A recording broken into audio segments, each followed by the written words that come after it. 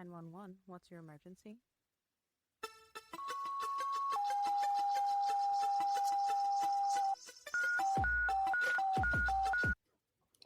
The following content is graphic, emotional, includes dark humor that may not be suitable for all listeners. Discretion is advised.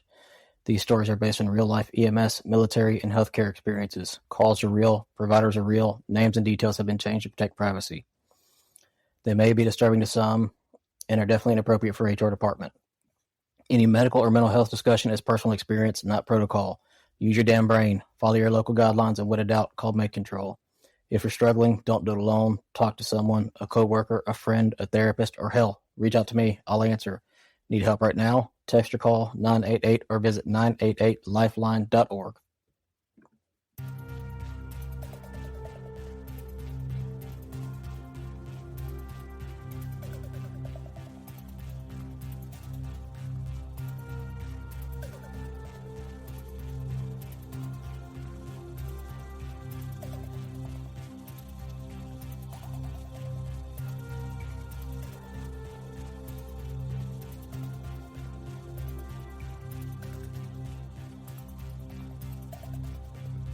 All right, welcome back to Dispatched Dysfunctional. If you're new here, this isn't a show about tactics, protocols, or war stories. And if you've been here for a while, you already know this, and it isn't a feel-good podcast. This is about what the job actually does to people, not just on shift, but after. After the adrenaline fades, after the station doors close, after everyone assumes you're just fine. Job follows you home, it changes how you sleep, how you talk, how much patience you have left, and how quiet things can get when nobody's asking you how you're really doing. This show isn't about one person's story. It's about a shared experience, what this job takes from us over time, and how we keep showing up anyway. Jimmy, I'm glad you're here. Today we have a guest, Mr. Jimmy Apple, or as everyone else knows him, the EMS Avenger. Before we get into anything heavy, I want to start the way I always do. Not titles, not credentials, not a resume, but for people listening who may not know you as the EMS Avenger, who are you inside the job? Inside the job? Yes, sir. I'm a pediatric and neonatal critical care paramedic. I got you. I work for a local children's hospital. I had 20 years of 911 experience, but that's what I do right now, pediatric critical care transport. That's awesome. Now, what about outside the job? Is that what you asked me? I thought you said inside the job. First it was inside, now outside. Trying to get the whole picture. Okay, so outside the job, I am a husband and a dad and a granddad. Oh, wow. And I am a hiker and an avid reader. I'm a lover of sci-fi and fantasy novels and a lover of 80s hair metal. I like to grill. I like to go out and, experience and travel. And I'm not much for traveling, like to see like cities and things like that. I'm much more into traveling and seeing like natural wonders, getting out into the wilderness and nature. So that's awesome. That's a hell of a hobby right there. And before we go any further, what do you want people to take away today from this conversation? Well, I don't know what the conversation is going to lead. So it may be that I have to do some damage control after it's over. But, ultimately, people just need to realize that people like myself, who they see kind of public facing, are just people, and people who are in the middle of their own growth trajectory as well. I'm in the middle of my growth trajectory, and I certainly do look back at, things that I have said or, content that I've made that I wish I had made differently or said differently or wish I had behaved differently. And, ultimately I'm trying to practice what I preach, which is that saving lives begins with kindness. Yes, sir. And actually, I'm sure everyone will agree with me as well as on this. I appreciate your videos. Your educational content is by far some of the best I've seen in a long time. Thank you. You take the passion, you take the expertise, and you merge them together and make them into something people can actually understand and interpret. And you don't sit there and bullshit people. You're literally here with facts and, everything, references, everything you need. So thank you. On that note, what do people misunderstand most about you because of your online presence? There's a couple of things. The first is that I'm looking for clicks and views because I must get paid a whole bunch of money because I'm online, and that couldn't be further from the truth. I actually stopped monetization on TikTok. It doesn't amount to much. People who are posting kitten videos could get more viewers than I do. I have a very specific lane that I occupy, which is data-driven, evidence-based medicine for emergency medical providers. And you're not going to get 1 million followers based solely on that. I'm not personality-driven. I don't make a lot of funny content. And so there's a very specific lane that I occupy. I'm very dedicated to that lane. And I was never monetized on Facebook or Instagram. I was monetized on TikTok for a little while, but I just decided it was better to have credibility than it was for people to suspect that it was a profit center for me, which it never was. I mean, at its best, sometimes it would pay my car payment. Where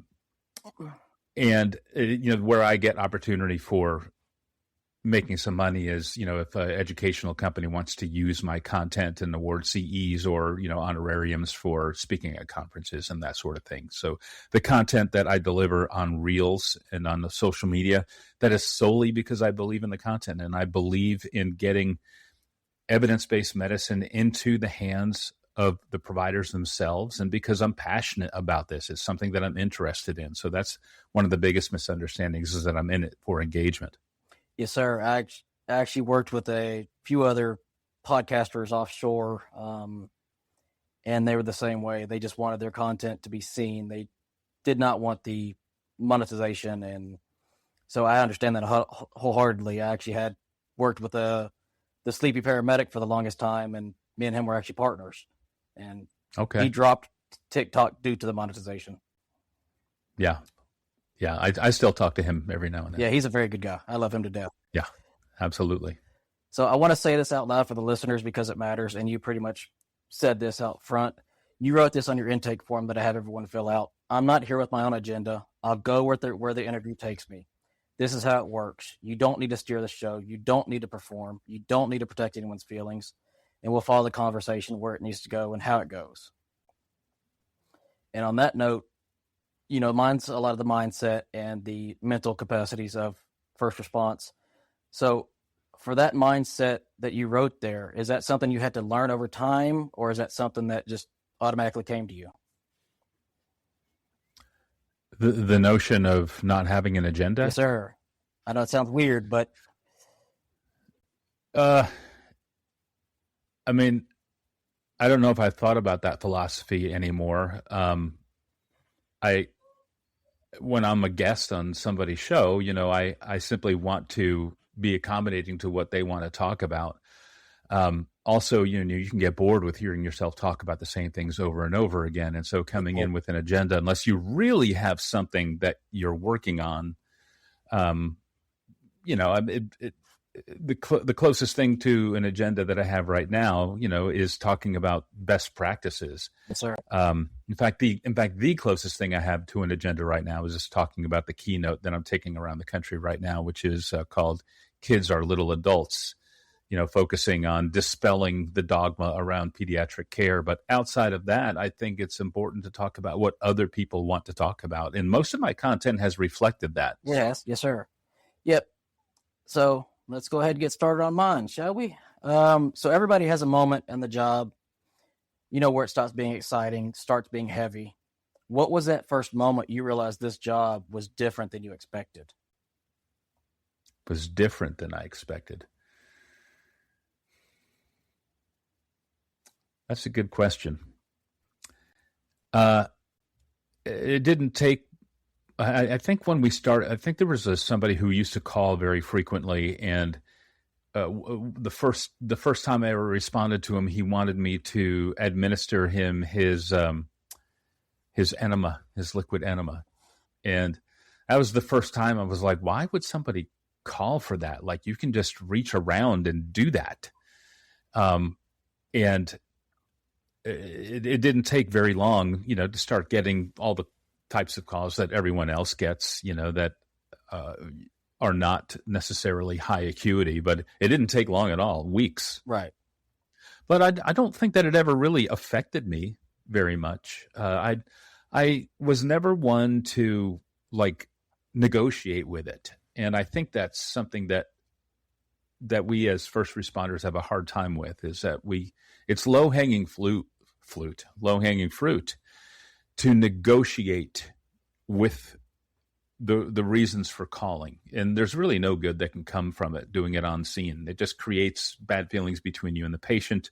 It creates hostility in you that you can't resolve. It doesn't make the patient change their behavior. I remember as riding on a clinical with someone who I rode with quite frequently, and seeing him with a patient and attempting to exert control over them, telling them like, you better, or something like that, and seeing how the patient really just didn't respect that order. And I realized, we actually have no authority over these patients. Yes, sir. And so the notion that we would negotiate with them or attempt to exert control or leverage over them is actually a risk, because if it goes badly, you just end up looking silly. And I just resolved to myself not to get into power struggles with patients. So I just never really did negotiate that minefield of why people called. And in saying that, I'm not trying to virtue signal or anything like that. It's just, just how my journey played out. It just was never important to me to do that. And I agree with you on that. Is, as you were saying, with our frequent callers, I had a lady, same way. She would just call just for random crap.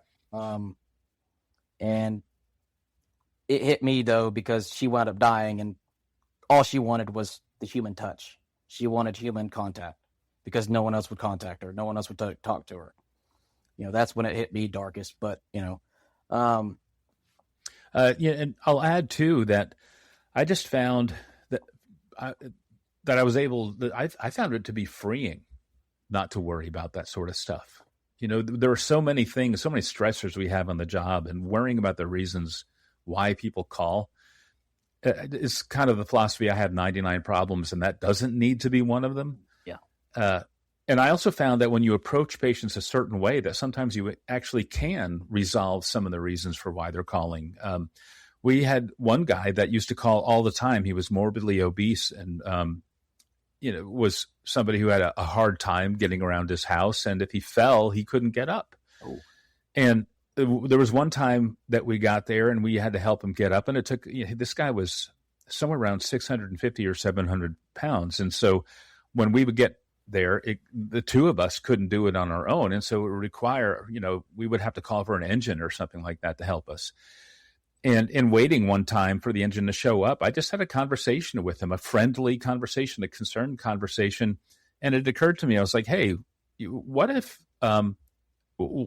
me and maybe a couple other people came out here on a weekend and we installed handles around your house that you could reach, handles that not only you could grab to help you get up, but handles you could keep a hold of as you got around.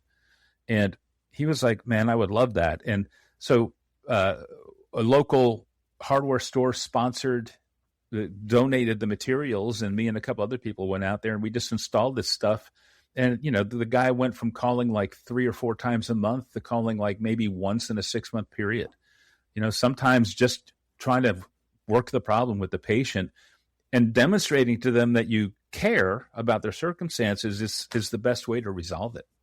Yes, sir. I love that. And that's honestly one of the best ways to, I guess everyone says social outreach, but that's, to me, not really social outreach. It's more of a patient care focused task, and you've seen the task that need to be handled and you did it, Yeah. So have you ever, or when did you notice that the job was affecting you outside of work? That's a good question. Generally speaking, I've managed to keep the two separate. Okay. And in saying that, I kept the daily grind separate, but I still at home was still very interested in medicine. Right. But I kind of left the job at home. I'll tell you one of the most recent examples is when I left 911 2 years ago to work in pediatric critical care. I thought I was doing that because I wanted a big challenge. I wanted a challenge. I wasn't feeling challenged in the job anymore. When I say I thought, I mean, that's why I was leaving, but it didn't occur to me that I may have been burned out. And looking back, I realized that maybe for the last year on the job, I was very dependent. My happiness at the job was very dependent on working with the right people on a daily basis. And when I was put with someone that at the time that I didn't want to work with, I reacted very poorly to that. And I didn't treat that individual very well. And I realized that that was a result of burnout. And that's how it exhibited itself. I needed to be consoled by working with someone that I wanted to work with. And, you know, I've sent the words to that person since then that needed to be sent. But yeah. Right. And I had the same exact experience, by the way. I went from the truck to offshore, and now actually I'm back in a steel mill. So it was the same scenario for me as I was working, and I got burned out due to COVID and went offshore and did it for 5 years. And I'm like, heck, I'm burned out here now. But just, so has there ever been a part of the job that disappointed you most when your excitement wore off, the adrenaline rush maybe? I'm not sure that I ever had an adrenaline rush or a waning enthusiasm for the job. I've always been a huge fan of the work and a huge fan of medicine, and I've always been challenged by learning and doing more. And so I don't think the interest or the enthusiasm for the job waned. Ask the question again. Good. So which part of the job has ever been disappointing, or did disappoint you? Okay. Yeah, I think, part of the job that was disappointing to me was acknowledging the reality that there are still a lot of people in EMS who are here for the wrong reasons. And I don't want to throw anybody specific under the bus, but there's people. I came in here maybe with almost like a Pollyanna-ish type of viewpoint that everyone is here with virtuous intentions, and they're motivated to do the work and motivated by the work. In reality, there's a ton of people here who are just making widgets, and they didn't get into it because they were passionate about EMS or because they wanted to help people. And there's people who had a choice. I could do this, or I could, I don't know, be a plumber or something like that. They were making a choice between those two fields. I remember having a student who was weighing whether he should go work at Walmart or go work at EMT school. And really the only thing that pushed him towards one or the other was somebody paid for EMT school for him. And so I think, being disappointed that sort of bar for entry existed, and that there were people here who just, were here turning knobs and pulling levers. So I think that was kind of a harsh reality. Yes, sir. Yeah. Let's see. So as you just said that, if you could talk to yourself at any stage in the career, would you want to warn yourself about anything? I would warn myself about me and my attitude. I was not a good student in high school. I didn't go to college. And so, and when I say I wasn't a good student, I just didn't apply myself. And so I had no understanding of what my own capabilities actually were. And so when I went to EMT school in my 30s, I suddenly realized that, hey, I'm smart. I can learn stuff. I'm absorbing information. And not only that, but I'm performing at a high level. Like, I led my EMT class, and I led my EMT intermediate class, and I led my paramedic class, and I got high marks on my performances out in the field as a student. And I was cocky when I hit the field. And I would tell my past self, hey, let's come in humble and maybe understand that you don't even know what you don't know right now. I've learned a lot about the Dunning-Kruger effect. And as I've made my way through not even knowing where I was in the Dunning-Kruger of things, and I would want my younger self to know that. Yes, sir. So kind of leaning into that side of things, what would you tell to a lot of the newer medics that are coming out that are, cocky, arrogant, and they won't listen to their basics or their advanced. You have to have a degree of humility here because these are people's lives, and there's no room for pride in the field. You cannot protect your own ego. There's actually a book by a guy named Ryan Holiday that's called Ego is the Enemy, and I would recommend that everyone read that book because ego will hold you back in this field. We have to realize in EMS how little we actually know. I mean, we were never intended or never designed to be like actual medical providers. That's what we're evolving towards, but we were intended to be a salvage operation, and we were given just enough information to do that effectively. And now, as we're getting into like a lot more skill creep and the downflow of critical care into emergency care and being part of the basic care bundle of care that we provide, we're running up against the limitations of how we've been educated. And there's a lot of people who have been very challenged in accepting that. And it's because of that pride and that cockiness. And I've had many a partner who, were basics or advanceds who just came out of school and they have all this information right there in their head. And sometimes they've caught some things that I haven't caught, simply because it's a pathology maybe they just were talking about yesterday and I haven't seen in my career. So you just have to remain open to other eyes and other mouths. I love how one preceptor told me is we're all a larger team, and the paramedic is just as good as his basic. Sure, yeah. So as you said earlier, you work pediatric critical care now. I'm sure that carries a different kind of mental weight. So do pediatric calls ever get easier, or do you carry them with a heavier mindset or a lighter mindset? Do they get easier? The thing is that what I'm seeing in pediatric critical care is higher acuity and different acuity. So the calls that I would see as a 911 provider, on a daily basis would be your year-round would be your traumas, and then your older kids, your asthmas and that sort of thing. But then as we started hitting September through maybe March, it just RSV, all the time, RSV and rhinovirus and that sort of thing. And that could be challenging if they were experiencing significant respiratory distress. But today or tomorrow, when do I go back to work? Tuesday. When I go back to work Tuesday, my call could be going out to an outlying hospital to do what's called a DART delivery, which is where a pediatric patient that hasn't been born yet but has a known cardiac defect is going to be induced.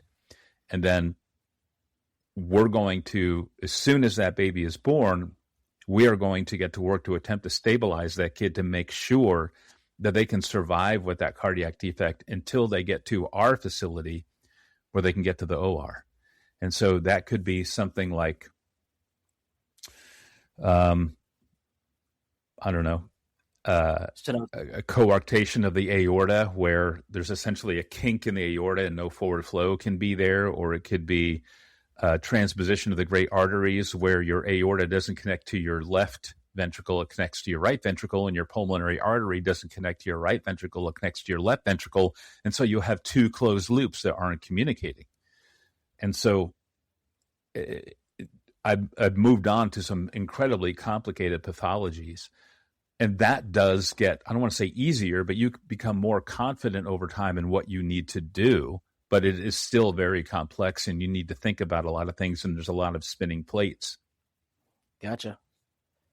Is there anything harder for pediatric calls that people don't usually think about compared to adults? I know, like you said earlier, kids are smaller adults, but, I mean, the hardest thing is always having to do things to kids who aren't old enough to be coached, performing, applying things to their face or, putting needles in them or whatever when they're too young to be told you just have to sit still or something like that, or to be comforted into sitting still. I mean, we not really in a position where we're ordering kids to do anything, but in fact, that's, you're not going to get very far if you're ordering kids to do anything. But it's certainly challenging to deal with very young toddlers and infants, who will simply just protest everything. However, I've learned that most kids, once an intervention is in place, will usually just accept it. Gotcha. And that actually brings me to this next question is, what sticks longer or harder in your mind, the medicine or the families of the pediatrics that you're dealing with? Oh, the families can be incredibly challenging.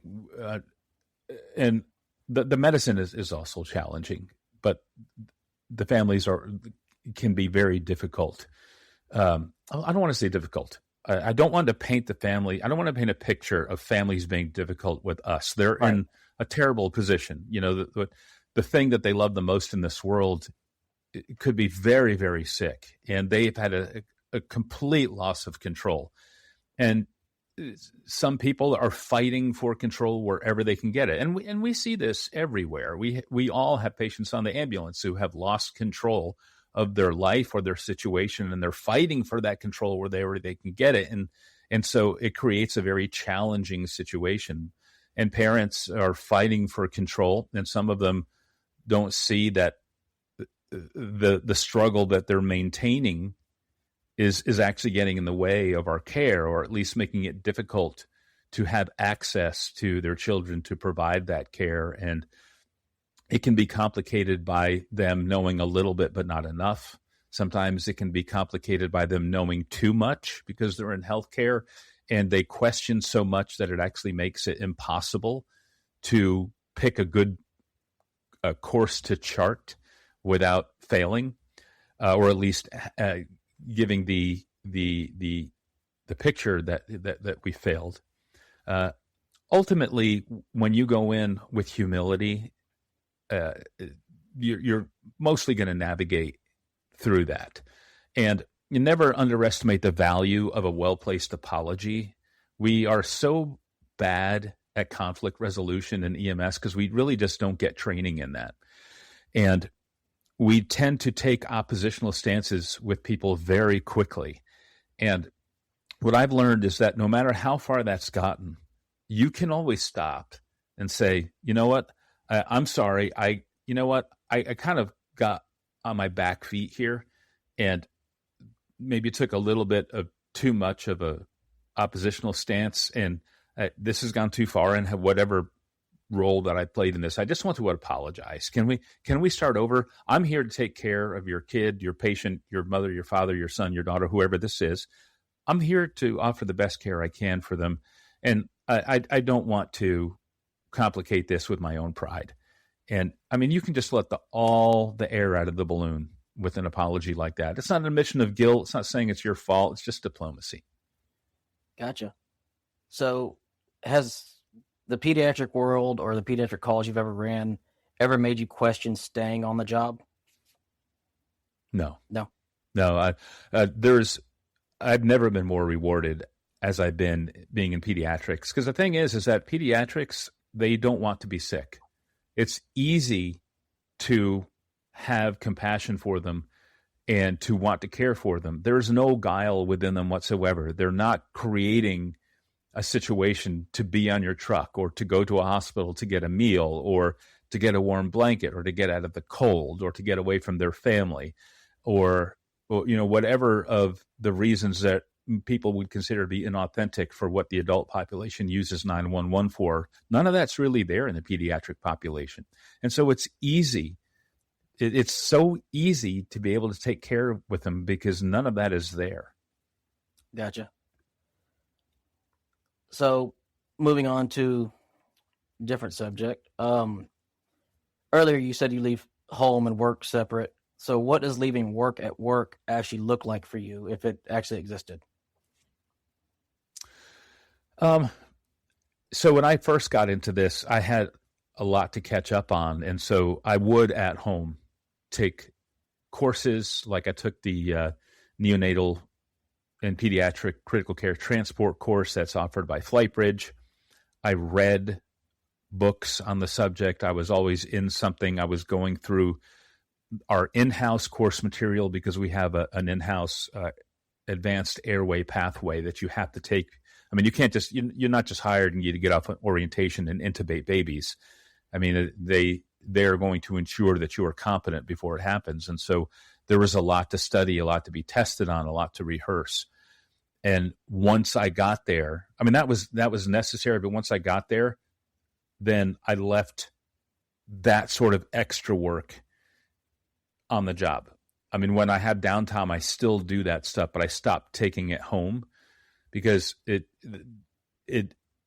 can't be in the cycle 24/7. It's not fair to have your wife competing with that, you know? And so for me, I don't even know if I'm answering the question now, but You are. you know, for me, it just meant, you know, really not thinking about it. I work a 4-shift. I work 4 shifts in a row, then I get 6 days off, and so I don't really think about my job much in those 6 days off. Now, to be fair, if I wasn't doing what I'm doing now, which is close to being a full-time job, being an online educator, I mean, I am working as many hours at that as I am my regular job. And even then, I have to turn that off when my wife gets home from work. But if I wasn't doing that, chances are I probably would be picking up a lot of overtime. So I might have been struggling to leave it at work. I may have been, you know, doing what people in 911 do, which is, you know, going for the overtime and never getting out of it. Yeah, and that's kind of where I was going is, have you ever, even in 911, did you ever accidentally bring it home with you and, you know, your wife or your kids need something different? Well, my ex-wife was somebody who worked at the company that I worked for a long time. And I have nothing bad to say right in that about her in that regard. But there was a challenge and I thought about this afterwards. There was a challenge of the fact that we were both in the same job, and at one point, you know, we're partners. That you were never done with it, and you know that is a challenge when, you know, your work is going to work with you and coming home with you and in the same bed with you. You know, I would imagine that would be hard. Yeah, I know, kind of along the lines of how I used to decompress when I worked 911 was I would talk to the kids and the wife about the calls and, you know, the dark humor, the jokes, and it helped me. That's kind of what helped with some of the burnout in the end, was being able to communicate with the family. So my wife now is not in EMS, and it's very helpful to have someone who, and she's one of these people that's not curious about it either. Gotcha. You know, she has no fascination with it. And so, you know, I've dated people, you know, and had friends that, you know, anytime I'm around them, you know, they are curious about what I do and they have questions. And it's not something that's ever interested her to that great of a degree. So that's something that's good for me, is to have someone that isn't compelling me to talk about it. And so, you know, we talk about, we have 2 dogs. And so, you know, we interact with each other over our dogs, and we like working on our house and, you know, decorating and projects and stuff like that, and traveling together and going out to eat together and stuff like that. And so we just have other interests that occupy us when we're together. And that's very helpful for me. It sounds like it's a lot healthier relationship than you had in the beginning. I mean, I don't want to contrast I'm not anything there. trying to contrast. Yeah. I'm just, it sounds like for you, it sounds like it's better for your mental capacity is what I mean. It sounds like, Sure. I mean, not like, yeah, there was all I want to say about when I mentioned my ex-wife, I meant it only in the context that there was an additional layer there, right, of your work not having a clear separation between home and work. That's what I was saying right there. That's what I was saying. I wasn't downing her at all. I was just saying, you know, you both being in the same field, that would compound the calls. And, you know, I hate to say it, EMS always, it don't matter if you're in a relationship with the same person or not, EMS always has those discussions. Oh, I had this call. I had this call. I had this call. Mm-hmm. like you said, if you're around it 24/7, it's not good for your psyche. It's not good for your mental health at all. No. That's what I was meaning. I wasn't trying to downgrade. So have you, where'd it go? Sorry, you threw me off with that questioning. Threw myself off with that question. So speaking mentally, psychologically, you've worked the field before. You're still in the field, so you know how everyone feels. How do you know when you're not okay and when you cross a line? I can tell when I'm not okay. I feel I can tell because I'm a very even-keeled person.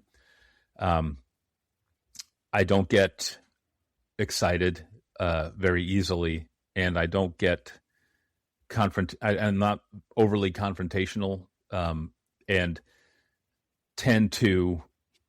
It's particularly when I am challenged by something like acuity or a very intense situation. I actually force myself to slow down, kind of the slow is smooth, smooth is fast sort of principle.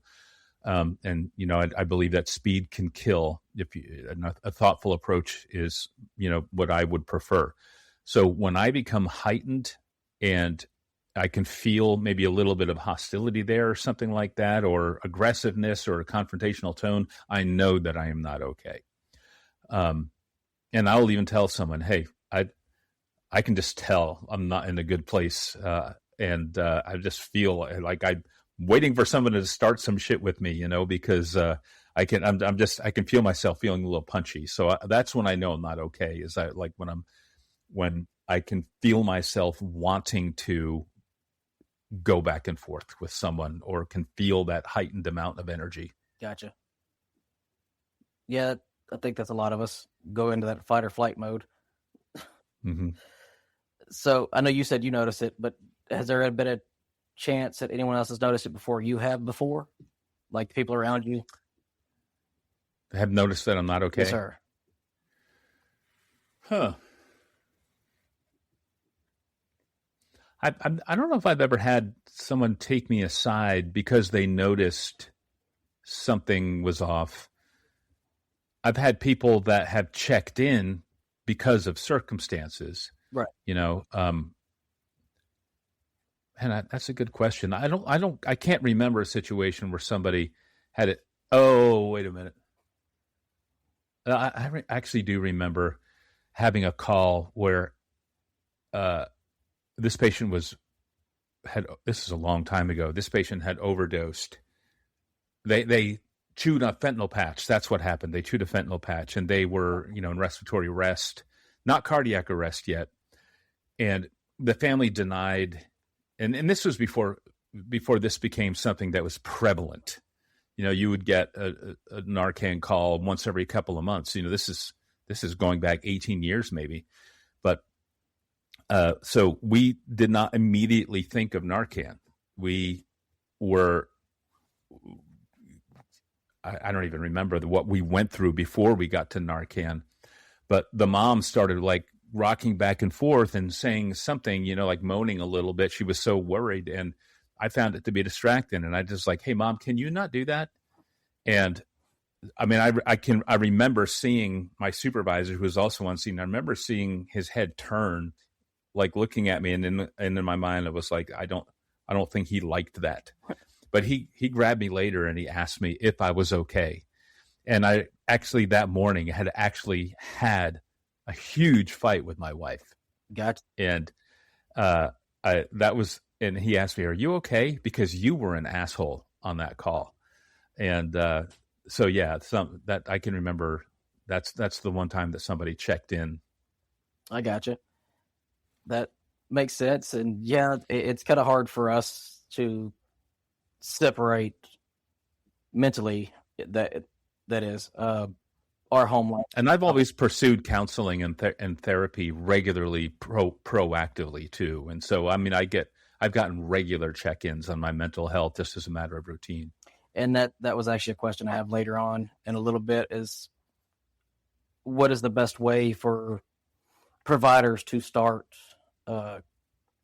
compensating for their mental health, getting over this whole bullshit realm of don't speak about it, don't talk about it, you got to suck it up. Well, I mean, I think that when you're in a field like this, you should get ongoing and routine counseling. Yes, sir. And I think that there are people in there who would scoff at that notion, and I would tell those people that they are probably the amount of depth that a counselor would find there in, I don't want to say maybe pathologies, but things that need to be dealt with would be some very rich soil. And I think that as a field, we would experience a complete overhaul if people just did that on a regular basis. I think the job would get better, in my opinion, but that's just me. Let's see. So people throw around the word burnout like it just means they're being tired. How do you yourself define burnout? Well, burnout is when you're not compensating anymore. You know, people go around heightened, and they might be able to do that for a long time. I don't remember the exact way it's structured. There's actually like stress zones, like a green zone and a yellow zone and a red zone. And people can live and there's an orange zone as well. So I think it's like a green, yellow, orange, red. And people live mostly in EMS in that yellow zone, and they don't realize, that if they don't get out of the yellow zone, then they'll get in that orange zone. And if you stay in that orange zone too quickly, then it becomes a red zone where you actually can't unring that bell without professional help. Red zone is a diagnosis. And it's essentially an orange zone, but but now that's where you live. What was the question? How do you define burnout yourself? Oh yeah. So burnout is when you basically have failed to compensate anymore. So you're living in that zone where you're heightened, you're stressed, but you're compensating. But now you move to that spot where you've crashed. You're failing to compensate anymore. You're getting grumpy. You're taking it out on people. You're exhibiting behaviors that are not healthy. That is the burnout. And I don't think it's thrown around too much. I think that it's actually not owned enough. I agree with that. What's the difference between being exhausted and being burnout, which I think you pretty much covered, but. Well, exhausted is something that you can work on exhaustion while you are in the environment. You can take breaks. Right. If you're one of these paramedics who works not with another paramedic, but with an EMT, but you are charting all the calls, despite the fact that there are calls that don't require an ALS provider in the back, but you insist on doing them anyway. And I know that this is a huge problem in EMS that we don't talk about a lot. Are some of these providers obsessively charting all the calls rather than giving opportunities to your partner or giving yourself an opportunity to not? I mean, things like that are something that can mitigate that exhaustion and start, getting some rest back, saying no to some social activities so that you can get enough rest, not staying up all night and doom scrolling on your phone. These are things that you can do to mitigate exhaustion. Burnout requires you to get out of the environment and hit your reset button. Yes, sir. And I kind of like how you brought that up on the higher level in the back.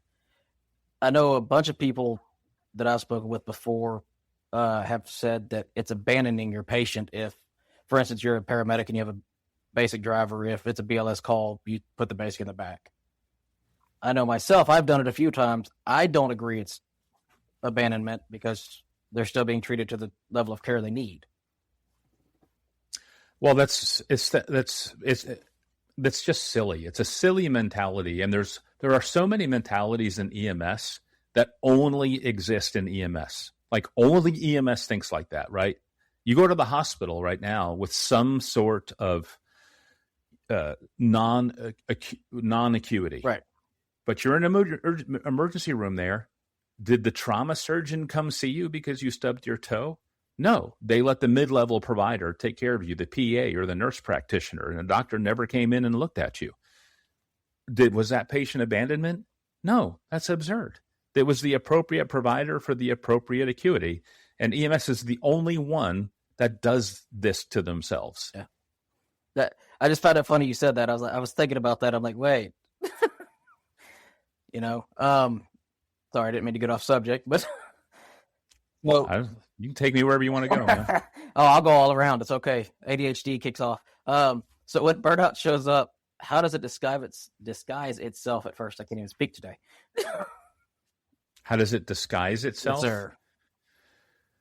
I don't know if it disguises itself as much as it just negotiates with itself. I'm tired. I'm just this. I'm just that. People. That's a phrase that people repeat all the time. I'm just tired. Just tired. I'm just tired. And we just try to dress it up as something else. It disguises itself as denial. Gotcha. So give me a sec here. Oh, you look.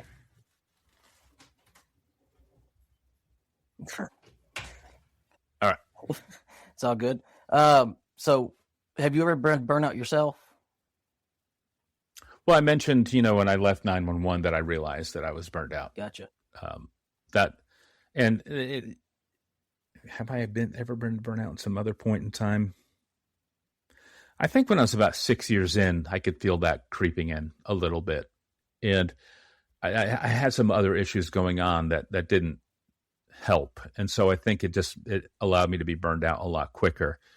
And I was able to switch from one department to another in the company I worked for. And that helped tremendously. But overall, I've done a good job at mitigating that. Like I said, I've always been someone who's pursued counseling. I find it incredibly helpful. And so I just I've made sure to care for myself throughout my career. I got it. Self-care is incredibly important. So do you think burnout's temporary or is it a permanent hindrance? Well, a permanence is a diagnosis. Correct. Well, I may not want to go that far, but it can be temporary. If it's permanent, it usually means you've reached some sort of critical mass. And it could involve a diagnosis, PTSD or depression or something like that, to where you may be able to manage that because now you're not in the environment, and you may even think that you don't suffer from it anymore. But if you were to go back in that environment, everything would just come back. But I think burnout certainly is something that can be corrected. Gotcha. And do you think burnout would change the empathy we have towards our patients? The empathy is one of the first things to go when you're burned out. Gotcha. No doubt about it. The burnout and one of the biggest symptoms of burnout is lack of empathy or loss of empathy. Gotcha. So speaking of burnout, what is a healthy way to help, besides this counseling and therapy, like we said a minute ago, what's a healthy coping mechanism that you would recommend? I mean, anything that's self-care. You mentioned dark humor before. I think that people need to get away from that sort of what they think is a coping mechanism. Right. Is it a coping mechanism? I guess. Well, no. I mean, it's a coping mechanism. Is it a good coping mechanism? Probably not, because the problem is that dark humor 20 years ago was when you and your partner on the truck, where there was no recording devices present, let maybe a well-placed joke out that let a little bit of air out of the balloon.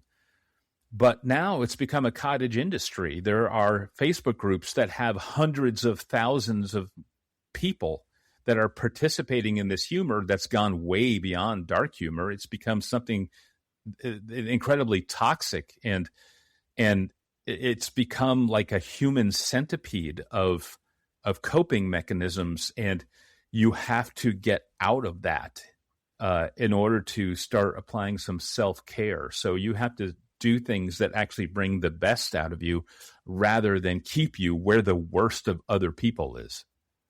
Yes, sir. Always build yourself better. Don't break yourself down. Let's see. Where'd it go? So at some point you stepped into teaching and more of the public visibility. What started pushing you more into the education and public sector of things? I've always been a teacher. I'm never in a classroom, but I've always been someone that was so excited about learning that I wanted to talk about the things I was learning on the truck. And so I was someone who very quickly became someone the companies that I've worked for wanted to put students with or wanted to precept. And so there was just always teaching. And once social media became a thing, then I started doing things online, just whatever I learned or a new study or something like that. I would put that stuff out there. And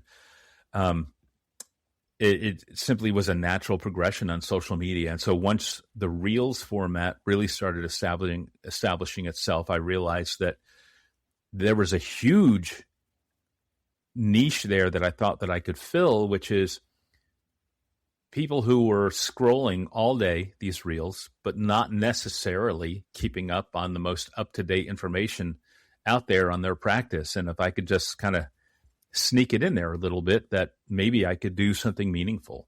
Gotcha. And I will say it's been extremely, as I said earlier, extremely helpful and meaningful to a lot of people I know. Your content is fantastic. And again, you put in your resources, your references, and I love it. I mean, thank you. So with that, does it come with more responsibility to you now because it's more visible? Yes, absolutely. There has been a very steep learning curve. Initially, it was just my personal TikTok page.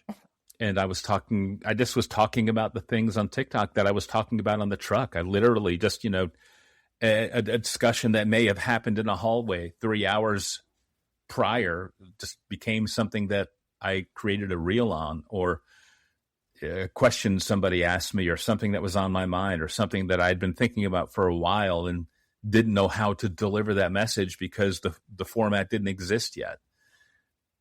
And I didn't understand how much accountability there needs to be there. And so there were some times where information was delivered flippantly, a couple of times where I just didn't do my due diligence on looking back at that.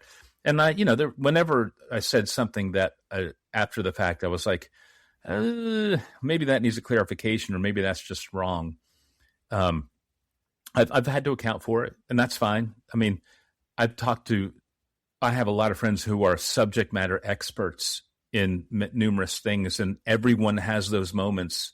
Every subject matter expert can look back and point to, on more than one hand, those moments they were like, "Oh, I really got that wrong," or I misspoke, or something like that. There's a video out there right now that I made about the compatibility of lactated ringers and ketamine, and I guided myself with LexiDrug, which I thought was a great source. LexiDrug is a great source on compatibilities between medications and fluids, and they are listed as incompatible. Oh.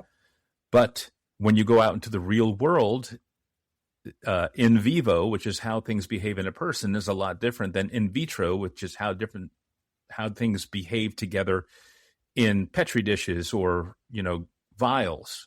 And there's really no compatibility issues between lactated ringers and ketamine in the real world. And I even literally said, you shouldn't be mixing these two medications. And I thought that I had myself backed, with data. But in reality, I didn't search deep enough and talk to subject matter experts on that or do my due diligence. And, it's embarrassing, but you live and you learn. And as long as you're adapting and correcting yourself and acknowledging those things, that's fine. If I'm not mistaken, I actually seen that video, and you actually re-recorded it later on to admit that you made a fault. I may have. It was a couple of years ago. Yeah. But usually if I'm just dead wrong, which I can only remember just a couple times, maybe three times where I was just dead wrong. I'll take it down and then I'll correct it. And I have no problem with that, because the goal is for us all to be in possession of the right information, not for any one of us to be perfect. And if you're expecting your subject matter experts to be perfect, then you're going to be disappointed. Ain't no such thing as perfect. No. Let's see here. So I actually had this question. I posted the interview with you on my personal Facebook post and the podcast page. So I want to slow this down for a second. I've had a few people reach out who had suicidal thoughts. Some did attempt. When they finally asked for help, they were mocked, isolated, or made to fear retaliation. Why do you think our culture still treats asking for help like a weakness? Because it offends our own sense of whether or not we're okay and whether or not we can cope. Gotcha. And it offends our sensibilities and our pride. Like, look, I got through this, so I must be strong, and this person must be weak then. And people develop this inability to tolerate someone who wasn't able to get through what you got through. And it tells me that you probably didn't get through it okay because you lost your empathy along the way. Yes, sir. And to me, I think we ought to have more of an open conversation with people when they have those issues. Like you said, bring in outside sources, therapists, counselors, whatever. Have EAP programs put into place to help that. We spend a lot of our time taking care of people who have lost control of their circumstances and who were impacted by events that they had no control over and were exposed to things that they never thought they would be exposed to. And we see the evidence that affects them, either physically or mentally or both. So how is it that these people who have no tolerance for the broken among us, how is it that they can express empathy for the patients the people who are the patients on their ambulance, but they're very brothers and sisters that they are working alongside of? They say, I'm sick now and I need help. And you're not there for them? I mean, what kind of a human being are you? Right. And I've yet to understand why leadership, for instance, can't help alleviate some of this. Do you have an insight on that? There's the well, as far as resources in EMS, is not very deep. I mean, just the other day, the head of Health and Human Services, or at least the White House, cut a very important grant that funds substance abuse programs. That substance abuse program itself also provides grants to EMS that, in particular, rural EMS agencies rely on simply to be able to operate.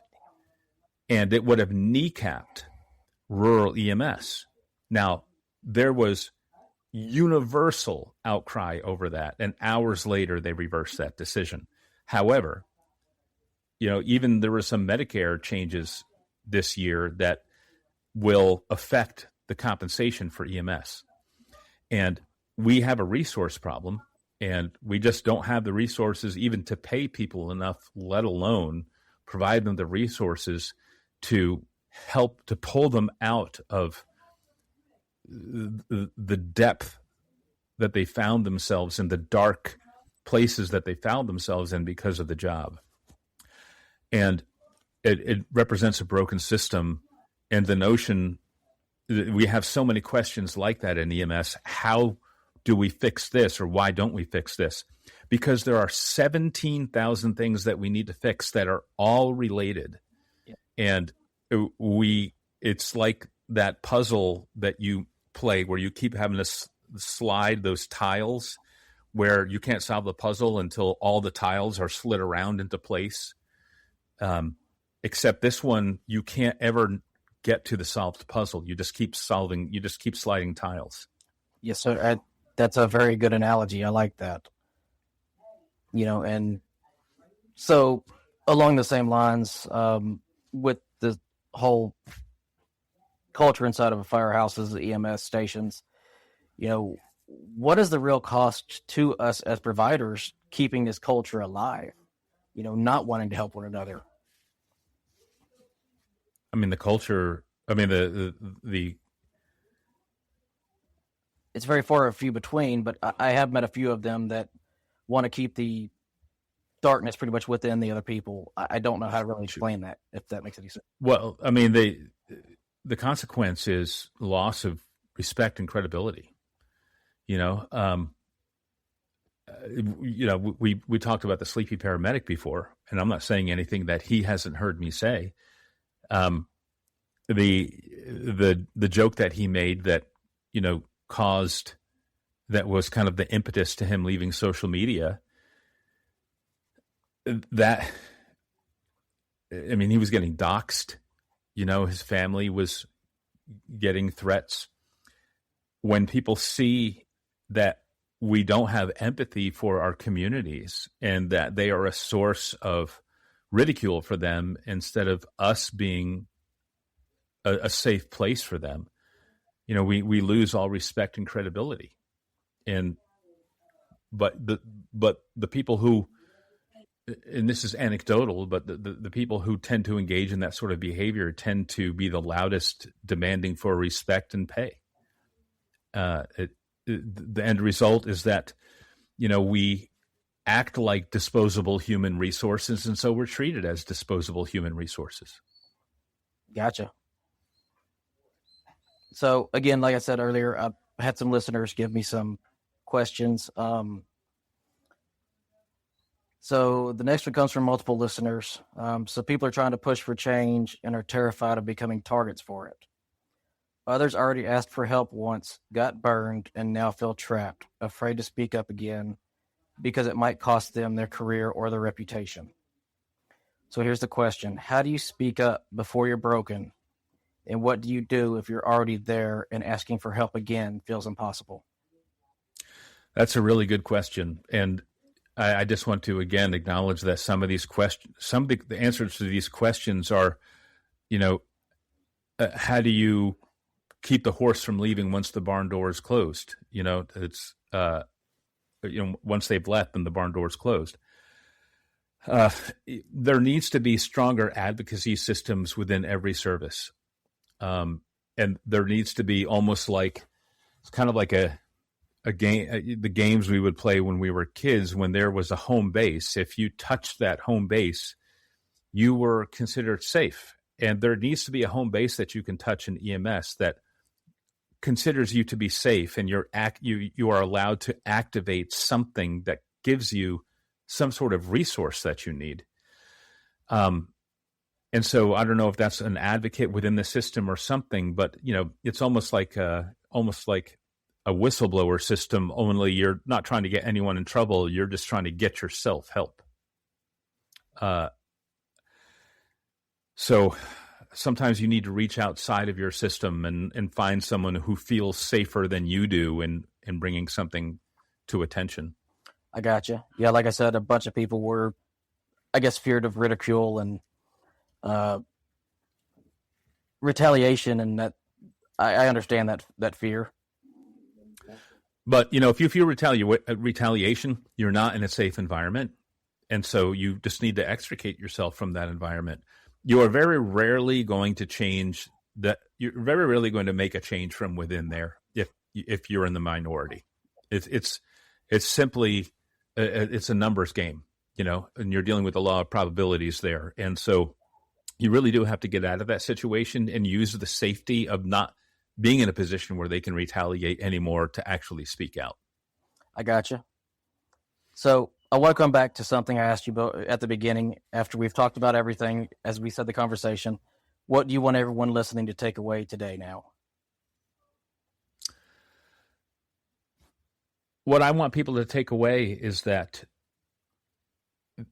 the biggest impact that you can have on the world right now, on EMS, on the world, on the system, on everything, is to actually take care of the person that's in front of you. And that starts with the person that's in the mirror, but then it's also the person that's on your truck. We live in a broken society, in a broken system, where people are struggling with their social determinants of health, They're struggling with people not understanding a holistic approach to healthcare where you kind of understand how our world affects people and how the environment that they live in affects them.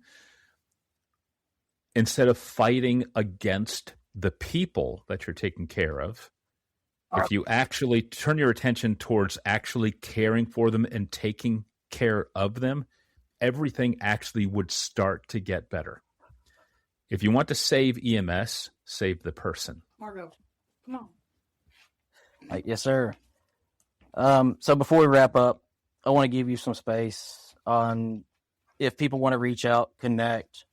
I know you said right earlier you don't officially offer classes, but if you were to offer classes and to learn more about what you offer, how or where can they find out more about you? Well, I mean, my Facebook page is a good place to go because, there's a lot more interaction there. It's easier to interact there, and you can DM me from there as well.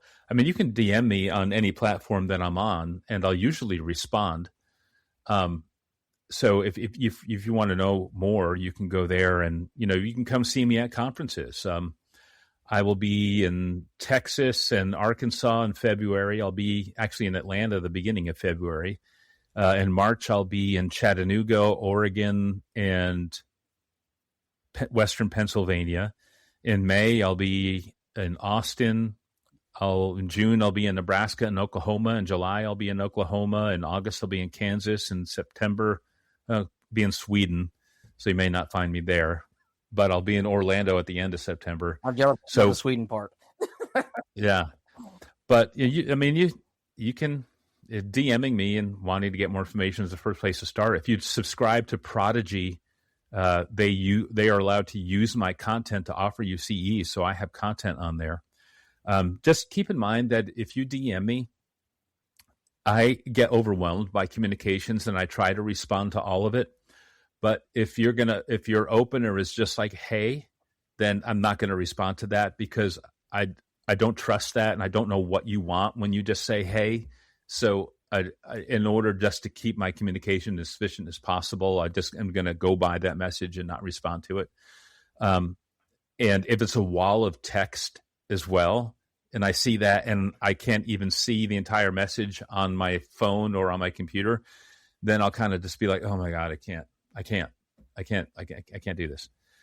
So you do have to be a little bit efficient there. And I'm getting to the point now where I'm probably going to need an assistant to sort through some of this for me. Haven't quite got there yet, but I'm pretty close.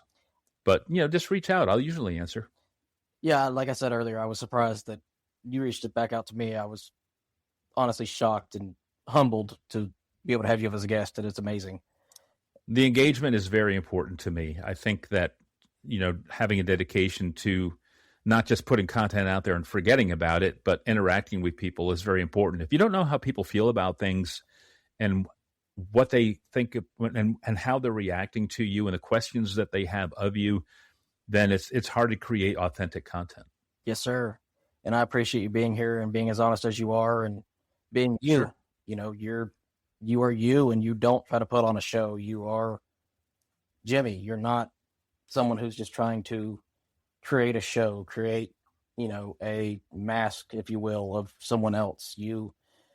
And that's what I love about your videos. That's what I love about being able to speak with you today is the authenticity of you is honestly 100% perfect. Thanks. All right, let me go ahead and hit stop.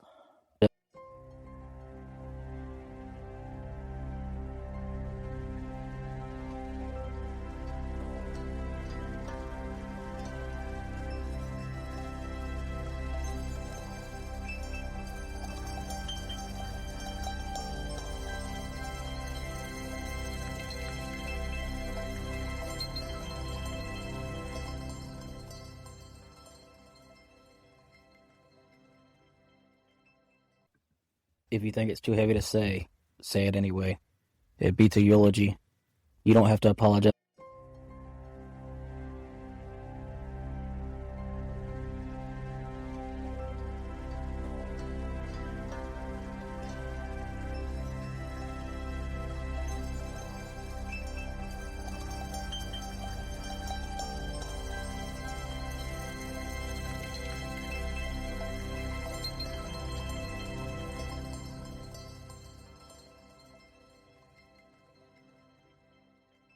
best for surviving however you can. You're not the reason things are heavy. You're the reason they're still moving.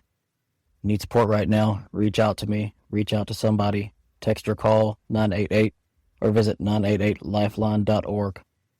You're not alone. Not in this job. Not in this fight. Want to share your story or connect? Visit critical-run.com or message the Facebook page, Dispatched and Dysfunctional. We're building this for you, for them, for all of us.